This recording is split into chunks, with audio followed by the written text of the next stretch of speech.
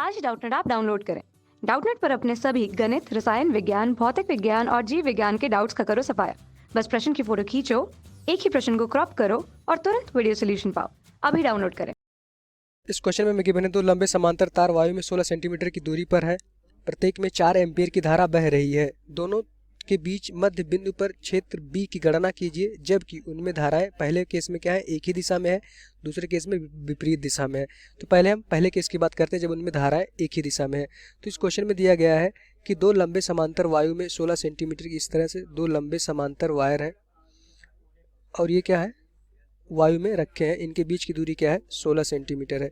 ये लंबे समांतर है, मतलब कि ये जो है इनफाइनाइट, बहुत इनकी जो लेंथ है, बहुत लंबे वायर है।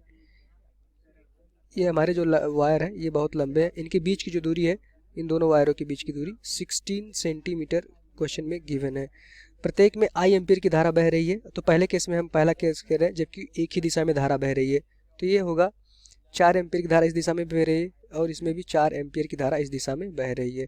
तो कि इनके बीच में बी पॉइंट पे, किसी इनके बीच मिड पॉइंट पे हमें चुंबकीय क्षेत्र बी की गणना करनी है। मतलब मध्य में अगर ये है तो इनका मध्य जो होगा ये होगा बी पॉइंट। ये हमारा पी पॉइंट है, उस पॉइंट पे हमें चुंबकीय क्षेत्र की वैल्यू निकालनी है। अब यहाँ से इस तार से इसकी डिस्टेंस क्या हो जाएगी, 8 सेंटीमीटर, 8 सेंटीमीटर। और इस तार से भी इसकी डिस्टेंस क्या हो जाएगी, इस पॉइंट की 8 सेंटीमीटर। तो ये हमारा जो पी पॉइंट है वो हमने दोनों डिस्टेंस निकाल ली, तार ए तार बी से, दोनों तार से उसकी डिस्टेंस 8 सेंटीमीटर हो जाएगी। अब हमें पता है कि अगर दोनों तार में एक ही दिशा में धारा बहेंगी तो क्या होगा, इस पी पॉइंट पर चुंबकीय क्षेत्र की दिशा तार ए के कारण, ये तार है, ये तार बी है, तार ए के कारण चुंबकीय क्षेत्र की दिशा क्या हो जाएगी, अंदर की तरफ हो जाएगी। और तार बी के कारण चुंबकीय क्षेत्र की दिशा क्या हो जाएगी, इस पी पॉइंट पे बाहर की तरफ हो जाएगी। तो अगर हम देखेंगे बी नेट की वैल्यू क्या हो जाएगी, बी नेट या फिर परिणामी जो होगा उसकी वैल्यू हो जाएगी B1 माइनस B2। तो ये किसके बराबर हो जाएगी, शून्य के बराबर हो जाएगी, क्योंकि उनकी जो डिस्टेंस है वो दोनों की सेम है, दोनों में धारा सेम है। बी की वैल्यू क्या होती है, अगर लंबा वायर है तो इसकी वैल्यू क्या होती है, म्यू नॉट अपॉन 4 पाई 2 आई अपॉन डिस्टेंस उनके बीच में क्या होती है, 8 सेंटीमीटर। तो इसको 0.08 कर देंगे मीटर में। तो हमारा ये B1 और यही B2 के लिए भी होगा, क्योंकि दोनों में धारा अगर देख पा रहे हैं 4 सेंटीमीटर आई की वैल्यू पुट कर देंगे, B1 B2 की वैल्यू बराबर हो जाएगी। अगर दोनों को घटाएंगे तो क्या हो जाएगा, शून्य आ जाएगा। तो पहले केस में पॉइंट P पर चुंबकीय क्षेत्र की क्या हो जाएगी, वैल्यू शून्य हो जाएगी। चूंकि दोनों की दिशा अपोजिट में थी इसलिए दोनों को घटाना पड़ा, दोनों विपरीत दिशा में थे। घटाने पे चूंकि B1 और B2 की वैल्यू सेम है, सेम इसलिए है क्योंकि उनकी जो बीच की डिस्टेंस है वो भी 8 सेंटीमीटर है, और उसमें जो भी धारा बह रही है वो भी सेम है। जो B है किस पे डिपेंड करता है, आई पे, और उसके बीच की डिस्टेंस पे। तो दोनों सेम है इसलिए B1 B2 सेम होगा, उनको घटाने पे उनका जो रिजल्टेंट आएगा वो 0 हो जाएगा। अब हम दूसरे केस की बात करते हैं जब उनमें विपरीत दिशा में धारा बहती है। अब अगर इसका हम डायग्राम बनाएं तो कुछ इस तरह से बने। क्या है कि इसमें दो हमारे अनंत लंबाई के तार थे। अब इसमें क्या कह रहा है, दोनों में धारा, एक में इधर बह रही है I1 की वैल्यू जो है 4 एम्पियर और दूसरे में I2 की वैल्यू जो है 4 एम्पियर। अब इनके बीच, तो इस पी पॉइंट पर हमें चुंबकीय क्षेत्र की वैल्यू निकालनी है। अब हमें पता है कि दो अगर अनंत लंबाई के तार है, दोनों में अगर विपरीत दिशा में धारा बह रही है, तो इस पॉइंट पी पॉइंट पर अगर हम चुंबकीय क्षेत्र की दिशा निकालेंगे, इस तार ए है, हमारा तार बी है, तार ए के कारण, तो उसकी दिशा क्या आएगी, अंदर की तरफ आएगी। तार ए के कारण उसकी दिशा अंदर की तरफ आएगी। तार बी के कारण उसकी दिशा अगर निकालेंगे, तार बी के कारण भी उसकी दिशा चुंबकीय क्षेत्र की अंदर की तरफ आएगी। तो क्या होगा, ये दोनों जुड़ जाएंगे इस बार। अब हमारा जो बी पॉइंट बी पी पे अगर देखेंगे, बी नेट की जो वैल्यू आएगी, परिणामी चुंबकीय क्षेत्र, उसकी वैल्यू क्या हो जाएगी, B1 प्लस B2 के बराबर हो जाएगी, क्योंकि दोनों की दिशा सेम है। इसके कारण भी यहाँ पे चुंबकीय क्षेत्र अंदर की तरफ आ रहा है।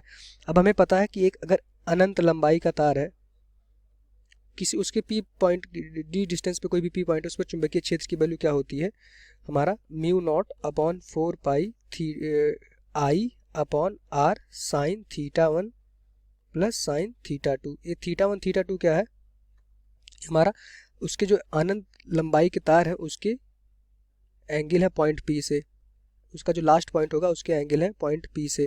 तो हम यहाँ से देखेंगे θ1 और θ2 जो है, अगर अनंत लंबाई का तार होगा तो उनकी वैल्यू क्या हो जाती है, ऑलमोस्ट 90 डिग्री हो जाती है। या ये जो लंबाई, ये वाली जो लेंथ है, ये ऑलमोस्ट इस तार के लेंथ के बराबर हो जाती है। उनके बीच का जो कोण होता है ऑलमोस्ट π/2 हो जाता है।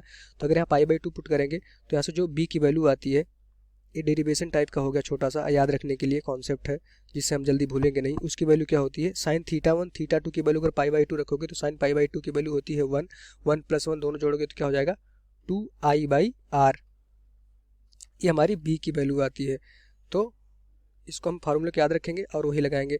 तो बी ए की वैल्यू बी वन की वैल्यू क्या हो जाएगी, यहाँ से देखेंगे तो म्यू नॉट अपॉन 4 पाई 2 इंटू करंट कितनी है 4 अपॉन डिस्टेंस उनके बीच में क्या है 8 सेंटीमीटर। इस पॉइंट से इस पॉइंट के डिस्टेंस के बीच क्या है 8 सेंटीमीटर। तो इसकी वैल्यू हो जाएगी 0.08 प्लस इसकी दिशा अंदर की तरफ होगी, अंदर की तरफ होगी।